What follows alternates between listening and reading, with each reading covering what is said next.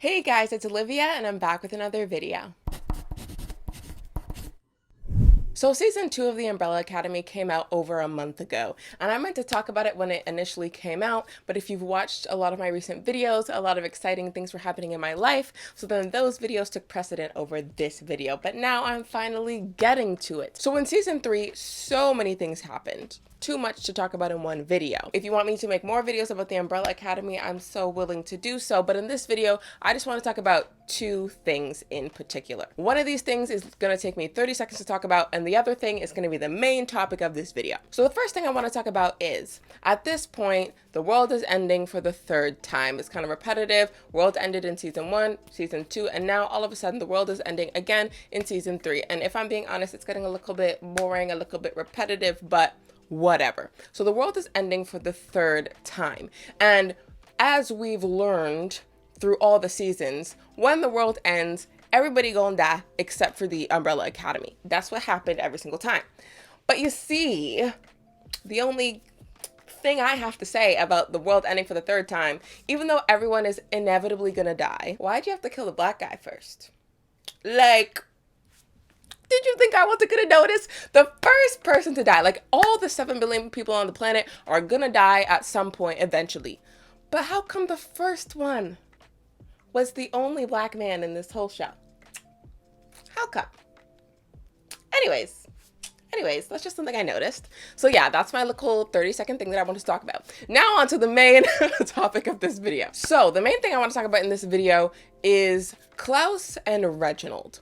So just to give a little bit of background, Klaus and Reginald become close throughout this season, and at first it is appeared to be this new version of Reginald is trying to make up for the mistakes that the old Reginald made. So in this timeline, Reginald's new children have put him on this medication, and at first it appears like he's this helpless old man and he's the victim in this situation, blah, blah, blah.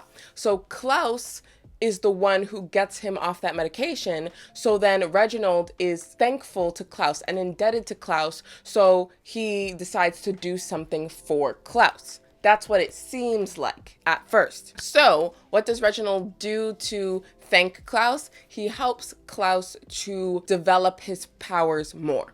So this is something we didn't know Klaus could do until this season. He can die and come back to life. Apparently, up until this point, the only thing we knew he could do was see ghosts, and now all of a sudden he's immortal? But anyways, so the thing is, when Klaus has died in the past, it has taken him an unknown amount of time to come back to life. Sometimes it's half an hour, sometimes it's 45 minutes, sometimes it's 32 minutes, like he can't control it, right? So then Reginald decides to train him so that he can regenerate quickly, almost instantaneously, so that he can come back into battle and help his family if he were to die in battle. He can just come back to life, you know what I'm saying? So anyways, Reginald's way of teaching Klaus how to come back to life is to have him run in the street and get hit by cars. Cars, plural, okay? Mans gets hit by like 20 separate cars, dies several different times. And the part that I'm hung up on is, if you get hit by 20 different cars, none of those people stayed to see if he was okay. Like, whenever Klaus would wake up, the only person there was Reginald. So you're telling me that 20 hit and runs took place in like a couple of hours? That's what you're telling me right now? Cause like, also, not even just that. In order to teach Klaus a lesson, Reginald was willing to create so much emotional damage for the general public. So all of these people are murdering this one man over and over again. And imagine if you had actually hit a person and they had actually died, not in a fictional world. You're telling me you wouldn't have emotional trauma from that? So Reginald doesn't care about these other people getting emotional trauma. He's just like, yeah, run over my former son 20 separate times. And even though that's going to psychologically mess you up, I don't care because I'm trying to help my son. What? Like, that is the only thing I'm hung up on. If he wanted to kill Klaus bare times to teach him how to regenerate, that's whatever. But why'd you have to include other people? Why'd you have to emotionally traumatize other people? Like, I'm not understanding. So, the two things. One, all of these people committed a hit and run. Nobody stayed. And two, all of these people now have emotional damage because they are all aware that they just murdered a man. Because those people don't know that Klaus is able to regenerate. So as far as they know, they just killed somebody and they just kept going. And Reginald was okay with that. Klaus was okay with that. Like, yeah, I know I'm going to regenerate. These people don't know I regenerated. So they're going to be traumatized for life. But at least I'm mastering my powers. That's what we doing right now. So yeah, that's it. As I was watching that scene, I was just like, mouth open. I was just... And I get that for this scene, it's supposed to be a bonding moment between the two.